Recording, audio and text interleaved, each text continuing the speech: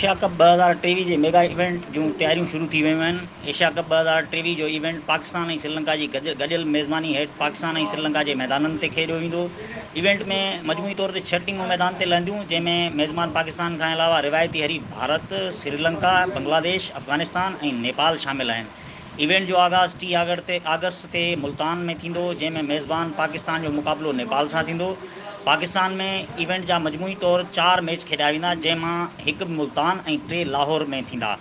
Event जो सभ खां वॾो टाकरो पाक भारत दंगल 2 सेप्टेम्बर ते पालीकेली श्रीलंका जे मैदान ते थींदो। एशिया जे सभ खां वॾे इवेंट लाइ मिड़नी टीमनि पंहिंजी तयारी शुरू करे छॾी आहे।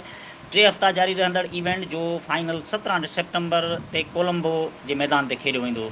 जेकॾहिं एशिया कप जी तारीख़ ते नज़र विझूं त 1984 खां 2022 ताईं एशिया कप जा 15 इवेंट थी चुका आहिनि, जंहिंमां भारत 7, श्रीलंका 6 ऐं पाकिस्तान 2 टाइटल खटिया आहिनि। हिन साल जे इवेंट में श्रीलंका पंहिंजे टाइटल जो दिफ़ा कंदो हो। सभिनी टीमनि टाइटल खटण जी दावा कई आहे।